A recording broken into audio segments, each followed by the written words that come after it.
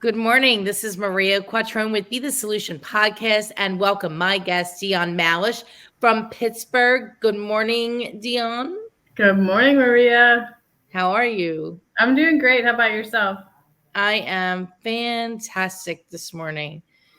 Want to get right into the thick of things in just a minute. I wanted to be in a business that I did not have a ceiling. Take a pen and a piece of paper, draw a line, draw another line next to it.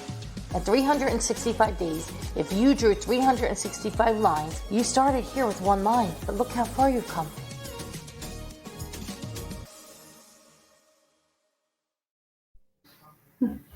That's pretty cool. Thanks. Good morning. Great to see you, my friend. It's been a long time. I really miss talking to you for sure. Yes, it has been a little bit. There's been a lot going on. Sure has. So welcome to the show. Dionne's from Pittsburgh, and she is the broker owner of Realty One Group Gold Standard. Is that right? That's right. And also the owner of Modern Mortgage Keystone, and we insure. And you have a title company? We do have a title company, Gold Standard Closings. Excellent. So you have four businesses running simultaneously. How's that going? Yeah, it's a little bit crazy, and we also have rental properties too. So we have a rental portfolio that we're working on for our future. And I actually own a little Christmas store in my town. So yeah, on top of everything else, I have that. I know that's your passion, the Christmas store, right?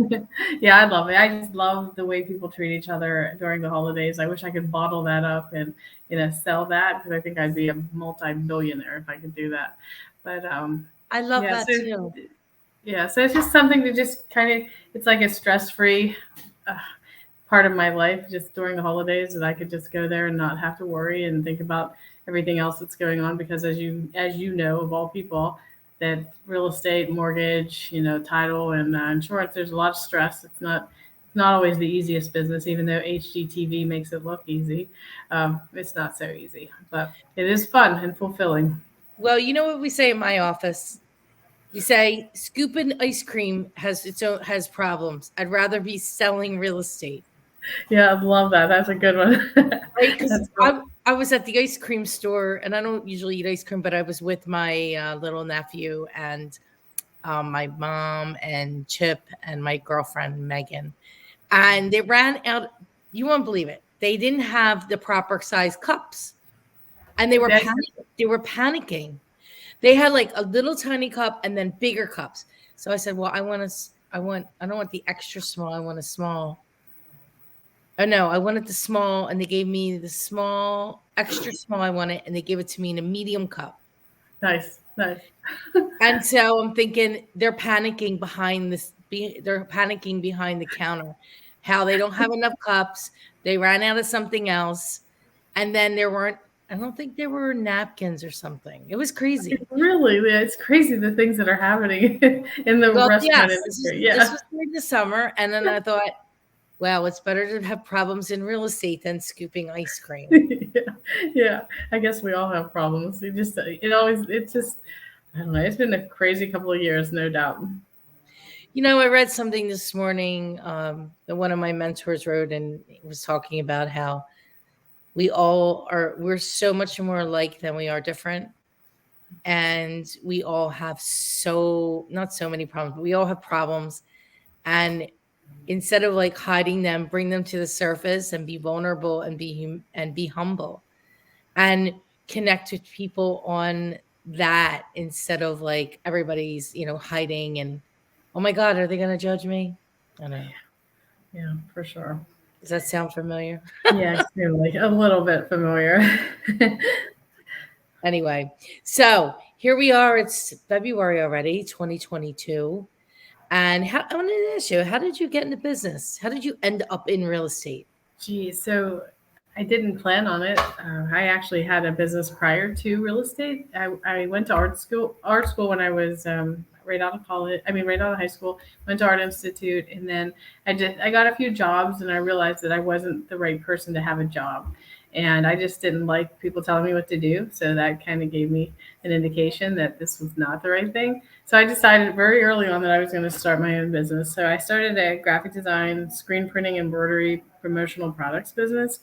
And I ran that pretty hard for 17 years. And year 16, I got into a partnership and it was a disaster. And one of my partners worked at a local hospital. That's where I had met him. And it was going great. We were doing good. It was 2004, 2000, around 2003, I think.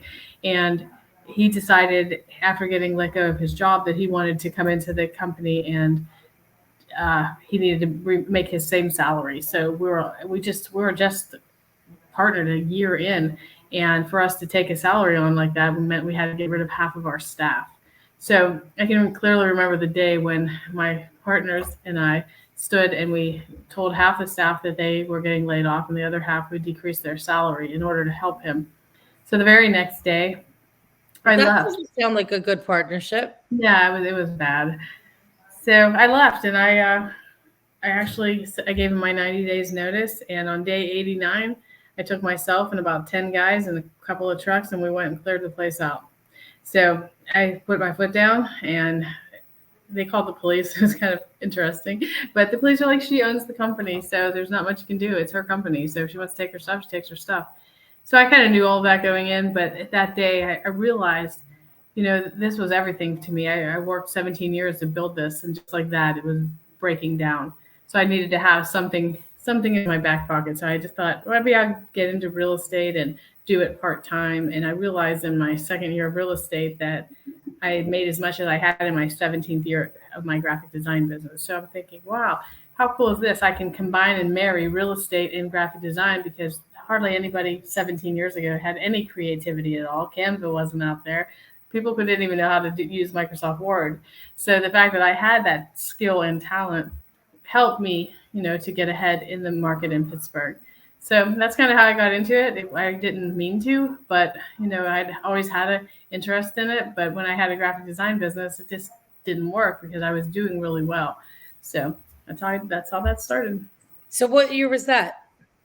2003. So So I got my license in 2004. So 2004, you enter in and you're part-time and you're like, wow, this is So pretty much cool. opportunity. Yeah. I like this industry. What Yeah. was it like? How'd you feel?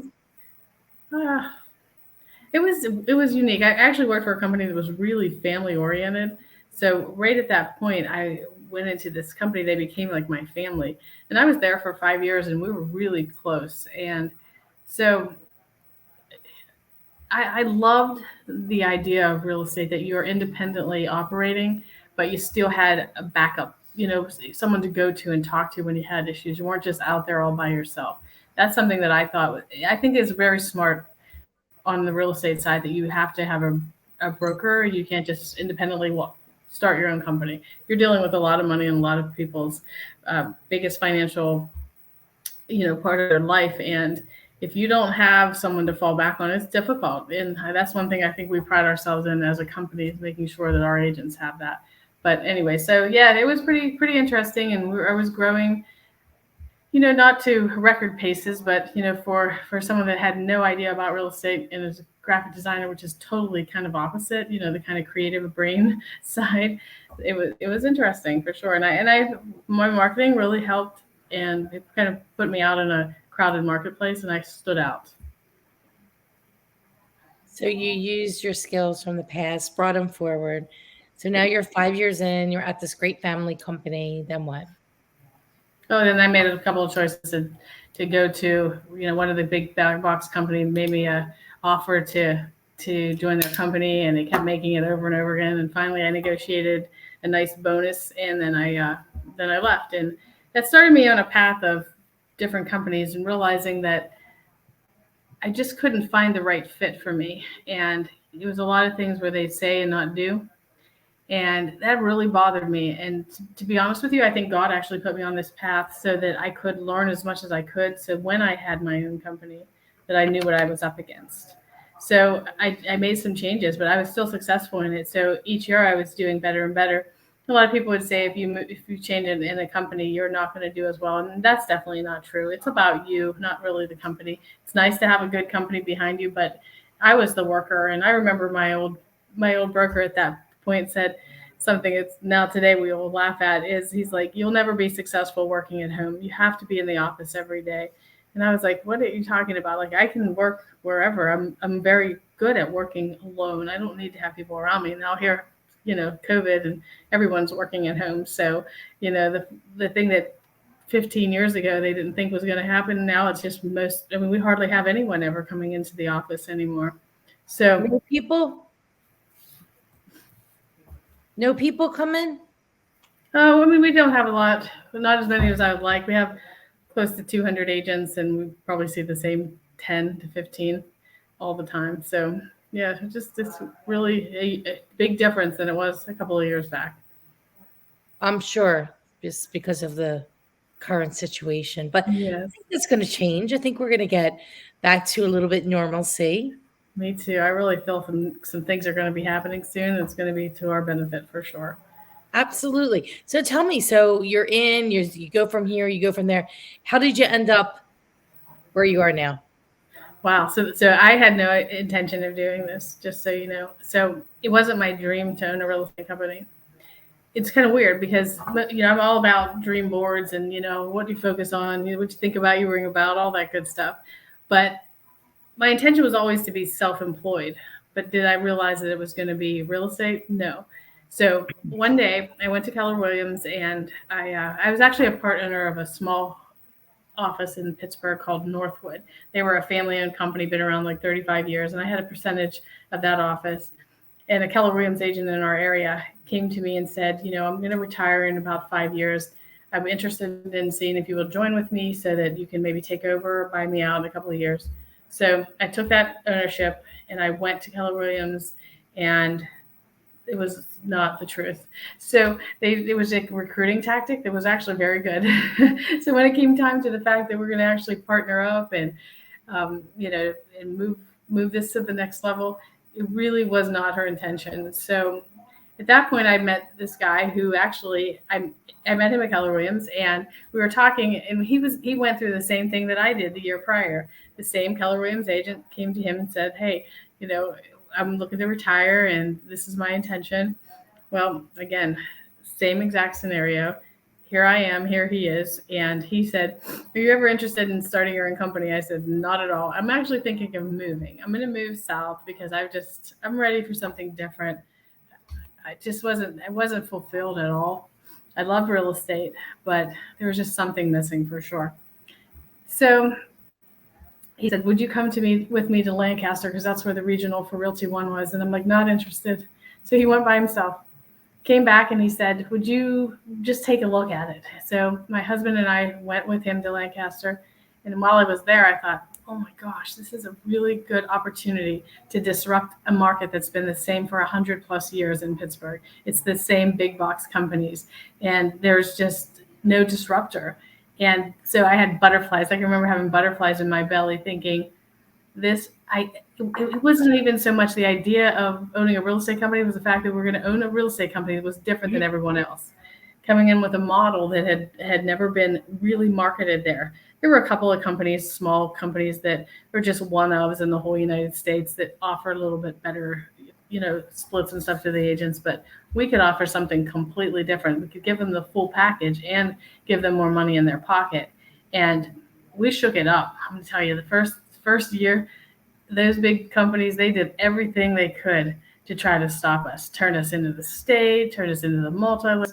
Every time you turn around, threatening this, threatening that, telling people we didn't have things like escrow accounts. I mean, you can't open a real estate company without an escrow account, but they said we didn't. In fact, the point is something that someone said to Mike, "I heard you guys charge for questions, $25 a question." So, I mean, we would be both really rich if that was the case, because we've had a lot of questions in the last 4 years, but they'll do anything they can to stop us. And they didn't. And we persevered through that, and it was not easy, I can tell you, but it was fun, and we made it look fun, and it was hard still, So I don't know. It's been a crazy 4 years. I can't even tell you how we got here. We just kind of believed that we would and we would push through.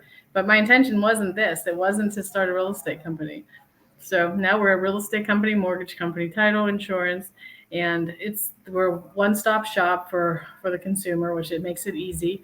So that's a little bit about that. So you're 4 years in with the company. Yeah. And when did you open your additional companies, your ancillary? I need saying ancillary services because really they're their own services and they're companies that could run. Yeah, I say in-house companies. I did the same thing. I would say ancillary or whatever. I can't even talk yet. So I would do the same as you. And now I just use in-house because I figure, but we're really not in-house. We can do mortgages and title and insurance for anybody now in Pennsylvania. So we actually opened our mortgage in Maryland and Florida too. So we're going to be opening up in both states, which is why Maryland? One of our partners, we have a partner there. He has a lot of friends there from Deep Creek down in Maryland. So he wanted it. We're going to open that up next. That makes sense. So you opened up the others. When did that start? So for years 1, 2, 3, we had affiliates. So other companies would come in and they would work with our agents, and we did that for the first 3 years. So we opened Motto. It's been a year since we actually signed the franchise agreement, but we didn't open until June till we had our LO come over. So we've only been open for 8 months with Motto. We opened in February of last year, and that was our 3rd year. And then the Gold Standard closings, we've been working on that for about 2 years. So it's crazy, and we have partners in 2 of the entities. We have a partner in Motto, Mike, myself, and Greg, and then in our closing company we have Mike, myself, and Jen, who is also our broker of record. We're all partners, and then Mike and I own. We insure ourselves. A lot of spinning plates. Yeah, I do love owning franchises, though. I do think that's made a big difference. Having kind of the template to go off of. It's expensive to have a franchise, but if it was just Mike and Dionne Real Estate, I don't think we would be where we are today. I think we needed that to start, and it's been great. The beginning of it was tough because Realty One wasn't even in a position to handle the kind of growth that they had. And so when we first started, it was kind of like we fended for ourselves and we made a lot of things up. And they realized that, but I think we were number 104, and there's over 365, I think now. But the growth, watching Realty One grow as a company has been tremendous, and the things that we have to offer are really cool. So now we have a product, and if it was just us, we would have had to make everything up and figure out how to do all the things that we're learning through Realty One. So I do like the franchise model, and I even look sometimes on what's my next adventure, and would it be another franchise? I think I would do it again in another industry because I like the idea of that. And I think it kind of takes me back to where I started when I first started working at McDonald's. So, seeing that idea of how McDonald's grew and how, it's incredible. Like if you just have Dionne's hamburger shop, it would take me forever to be successful like McDonald's, right? But now they have this model, and it goes over and over and over and over again, and it just makes it easier for ordinary people, to become very successful. They have a business, standards, process, procedure, formula to equal success. Exactly. I have a franchise guy. That's all he does is sell franchises. If you're interested in meeting him. Cool. He does like 100. He does over 100 and some franchises. Wow, that's so cool. It's an interest. I look at it all the time, thinking, what could be the next thing? First, I want to get these 4, really, really running on all cylinders. And I think the real estate side, we have a good core of our staff is really good, so that's been super helpful. We're also doing entrepreneurial operating system (EOS), and we've started that in. So we think we started October, November. So it's been 4 months, and I can't even tell you the differences that's making in our core staff and where we're at right now. I can imagine a year from now what that looks like, but we're actually creating many departments inside our company. So we're like a big company, but we're not there yet, but we look like it on paper. So we're growing into that. And the way that we're breaking down each individual role, and there's department heads, and it's just interesting. I don't know if you know Jen Carrasco, if you ever met her before, but she's been coming out. She comes out once a month, and we spend an entire day working on our company, our vision, where we're going. It's just incredible. I love the entrepreneur operating system. Where's she out of? She's out of California, but she flies in with us. And do you remember Floyd Wickman from Sweat Hogs? Of course. Okay, so his son, Gino, created this system called Entrepreneur Operating Systems. Yes. So I'm familiar with Traction and Traction. Yep. And putting it in action, Traction in action it's cool because it's just, again, it's another plan, right? A process and a plan. And if you're an entrepreneur, you just don't know. I've watched it myself as an example. I started a graphic design company. I had no idea what I was doing. I didn't know how to use QuickBooks. I didn't know how to do the taxes. I had to learn all of that on my own. But with something like this, we actually get the pieces that we need. And having this in our company, I think will change who we are and will strengthen us because of EOS. It will be a stronger company. I've heard a lot of good things about it. Yeah. It's something that I would love to implement before the end of the year. Start with it. Yeah, I would love to. If you don't know anyone, Jen is amazing, and she's just so, she's compassionate yet tough, and she's got quite a mix of personality. She's awesome. So she's really passionate about EOS, like we are about real estate. Well, you need everybody, right, to make things move forward. So what is the biggest challenge that you're facing today?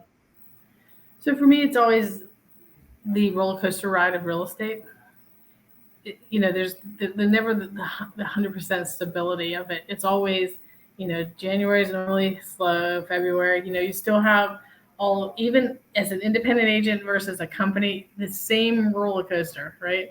We're still going through the same. January was a tough month for us.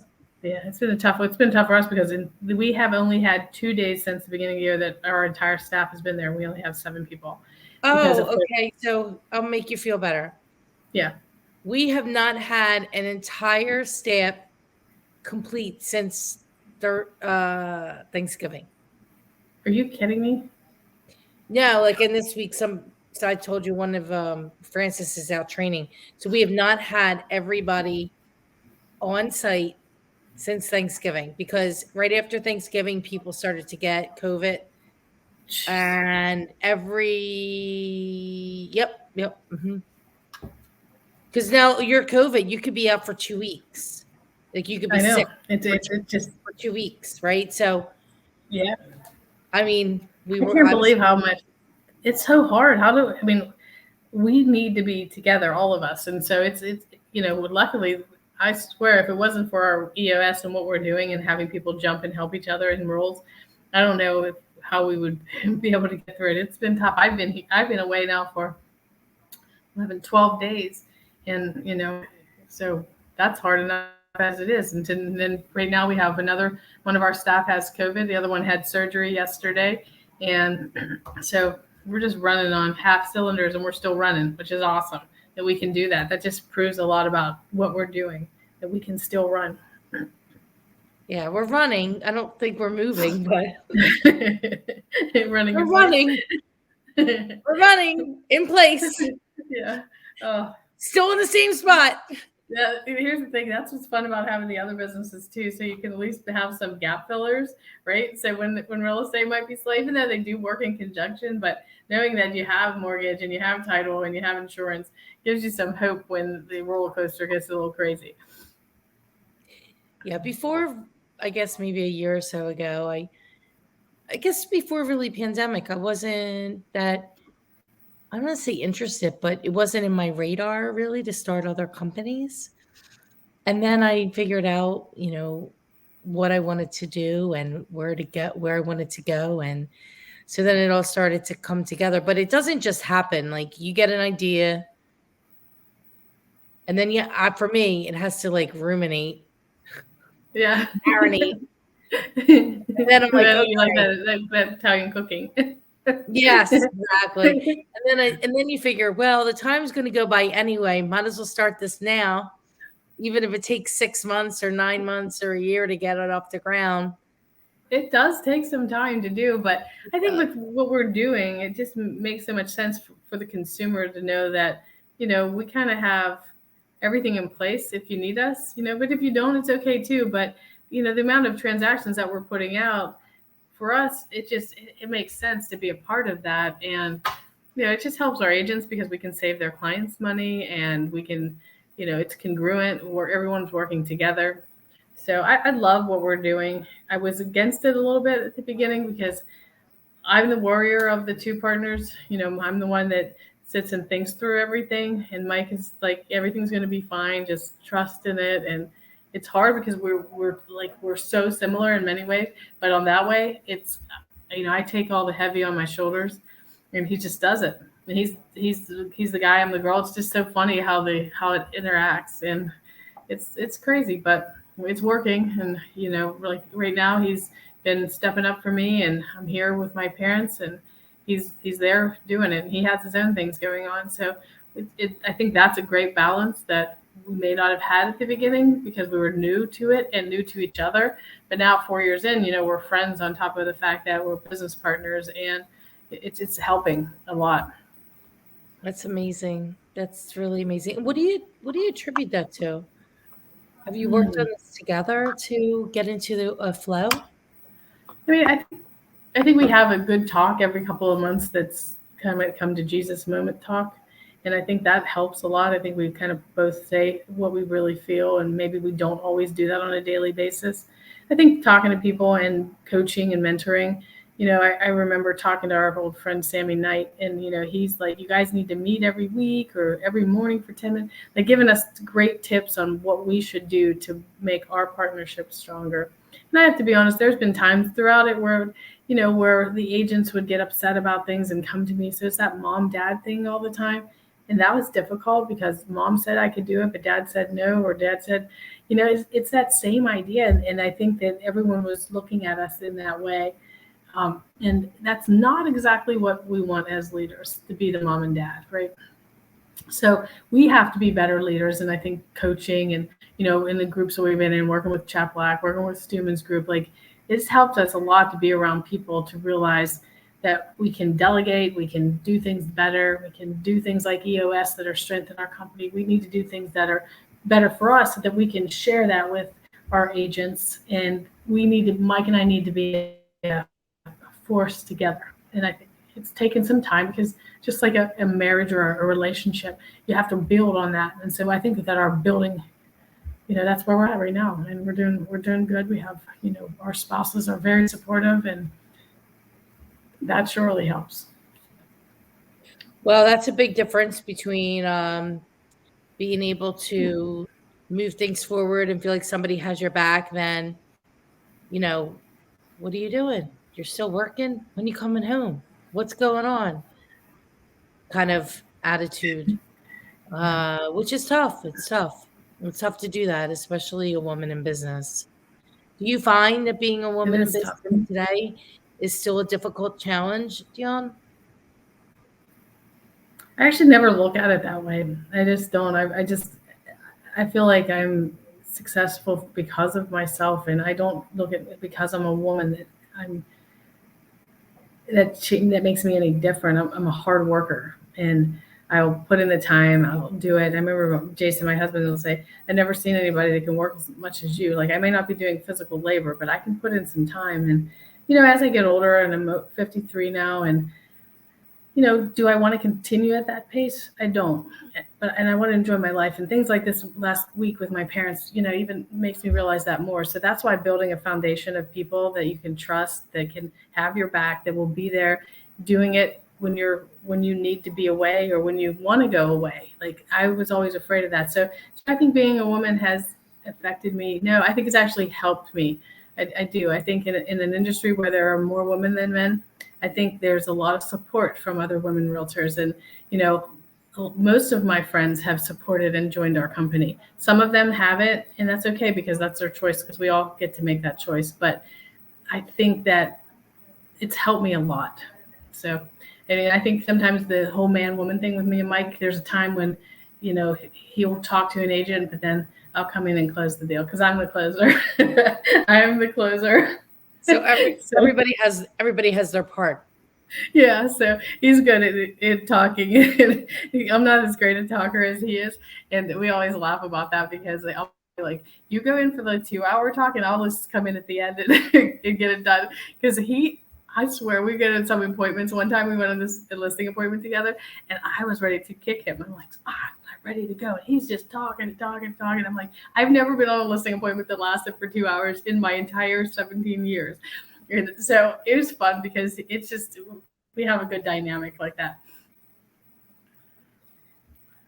That is a long listing appointment, but I have unfortunately been there when I was trapped and could not escape. I find escape routes. I always try to I just can't do it.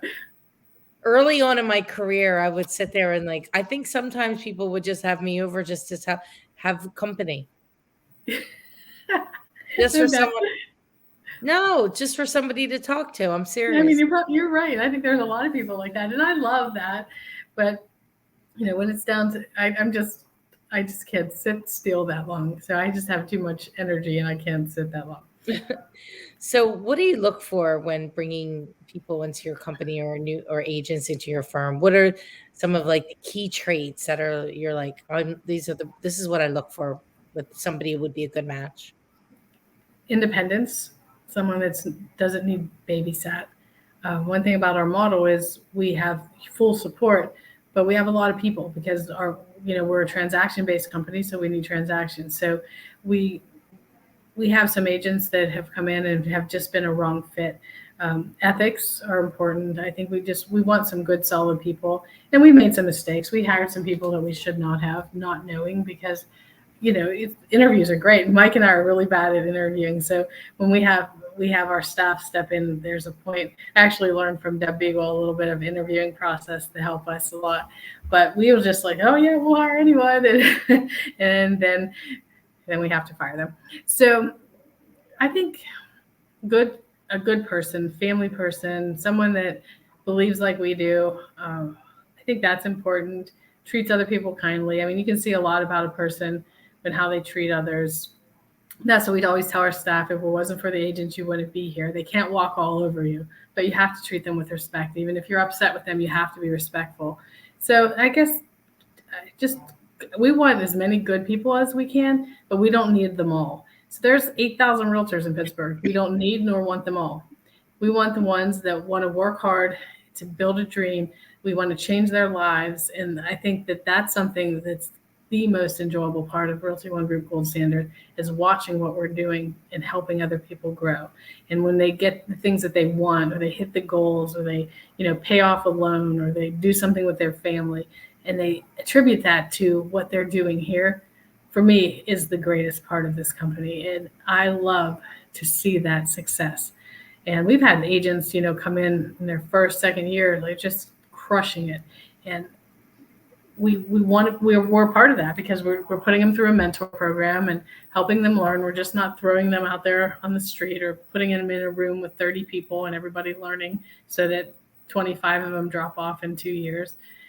So we want them to be successful, and we offer so many training courses, support. We have outside people coming in. We have social media from the outside. Like Realty One has an incredible training platform, but we're offering more than just what they do. We have business coaches come in, and we have a coach in Atlanta, Georgia. Her name is Donna Stott. She teaches once a month a class for everyone. We have Brittany Crossan, who is a social media expert. She's coming for 4 months in a row, teaching them how to pick the best platform, and then what to do on each platform, and how to use Canva and the things that they need to be successful. So we're trying to do stuff like that to keep them relevant, because we do realize that as the internet and the things that the technology takes over even more with real estate, they have to know a little bit, and those that are behind may not survive it. So we're doing all of that. So anyways, I That's want agents that are just stand up good people. And I swear to you, Maria, we are attracting them like crazy. When you put the energy out there, the universe will find a way to make it happen, right? Absolutely. And it's definitely working. So I have a question I like to ask. Um, what did you have to overcome to get to where you are today? A lot. There's so much stuff. We would be on here for the rest of the week. But mostly deservability has been a big thing for me. And even through all the coaching and mindset that I do, and I actually have a Think and Grow Rich mastermind that I do once a month. I've been doing that for 5 years. I know better, but then I still get to that point where my mind shifts backwards to, oh my gosh, what are we going to do if we don't have enough money to pay the bills? Or what are we going to do? What, and Mike's not like me. We're different like that. He believes that it's all going to work. And not that we don't have to work to get there, but my belief is different. And therefore, I get back into that old mindset of I don't deserve to be successful. And what makes me think that I should be more successful than anyone else. So that creeps in. I'm better at it now of getting it out, but it's still there. So that's been one of the biggest things for me to overcome. And it's hard because I didn't grow up with a lot. In fact, we were laughing here, my parents and I. We lived in this little trailer park, and me and my sisters had one bedroom that's probably half the size of the kitchen that I'm sitting in until I was 18. We had one closet and one dresser and 3 girls. And we lived there until I was 18. So when I need motivation, I'll take a drive down that street and I'll look at that and think I just don't want to go back there, So that helps me get out of it, but it doesn't mean that it's still not there. And if I could 100% get rid of that, I think I could catapult, but I got to keep working on it. And that's why we join mastermind groups. And that's why we're around people that are way more successful than we are. Like me sitting here with you, you're immensely successful. And it's huge. And when you asked me to be on your show, I'm like, oh my God, absolutely. I would do anything. I want to be around people like you because you make me better. And the only way I'm going to get where I need to go is I got to get this 100%. Thank you for sharing that. I didn't know about I have the same thing sometime. I woke up at 4 a.m. in a panic, in this puddle of sweat. I get you. In a panic. And then I'm like, okay, calm down. Then I say a prayer. Then I say another prayer. And then my husband's like, you're like cocooned in the blankets. Yes, because it's safety. I cocoon myself. Anyway, I can appreciate what I'm joking, but not joking. I can appreciate what you're saying, and I understand, and it is something that we have to figure out and be able to work through, because otherwise it's going to hold back, right? It's going to hold back. So it's like, it might sound a little crazy, but have you ever heard of tapping? I have heard of it. I heard of it, and it's been a long time since I even thought about it, to be honest with you. I had it years ago. You can have somebody do it on you. You don't have to do it yourself if you don't want to. Okay. But it was something that really helped me, and it cleared a lot of whatever for some other issues. And once it goes away, it releases. It never comes back. Maybe I need to get some. I had a lot of things that I had to work through, and I had this done about. I'm thinking that's why I'm like 12 years ago, maybe. Wow, that's cool. Yeah, and I would go once a week to this woman, and it was crazy. I would take off all my clothes and lay on the thing, and she would put a sheet on top of me, and she would go around and do all this stuff, and I would release all these emotions. It probably wouldn't hurt to have that, because with all this happened since COVID and all of the emotions that have changed in people, and just watching people be so sick. And honestly, I'm to the point on social media that I just get on there just to post and get right back off, because every single post is so sad and negative that it's starting to become like the news where it's just pure negativity. Oh, And you have to it's sad. change your algorithm. My whole entire feed is success. Everybody's having success. Good, but I'm going to have to change some things because I really am like to the point like, I have no negativity. I'm actually I was looking, is there anything bad going on? Because everybody's doing good. nice. Yeah, so that's what must be happening because it's just so much, and I don't want to live in that world. Like in my mind, like I want to live in a Hallmark movie, and that's there. Hence the Christmas store, and Yeah. my house that fits right in there. And but I know that that's not real. But I love the idea of kindness and happiness and success. I love success, and I love money, and I want all of it. So I'm the only person that it stops me from getting there.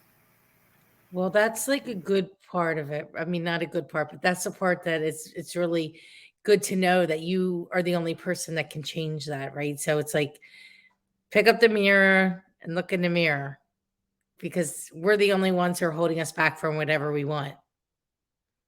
Did I lose you? Dion? Hi. Hi, I lost you for a second there. Dion. It's always great during the podcast when this happens and when we lose our guest. Dion? Well, it's been great talking to Dion this morning. I wish Dion the best. It's been a great episode. Thank you for sharing time with us, Dion. I look forward to seeing you soon at one of these masterminds. And I am thankful and grateful for the time that you shared with us today. Thank you so much. It kind of cut out for a minute. Did you miss that? Did you see that? Oh, okay. So Yeah. So anyway, you were yeah, gone for like a couple minutes, so I yeah, didn't. yeah. All right, cool. So, anyways, all right. So I I missed the last like 2 minutes of everything. So Oh, okay. So I was just thanking you for being on no, you're welcome. because of the delay. Oh, no worries. But I appreciate you having me on. It's nice. It's It nice to. was I'm thankful and grateful for your time. I really appreciate it. I wish you the best and Thank I look you. forward to seeing you real soon. Me too. All right, take it easy. And if you need anything, call me anytime. Bye, Maria.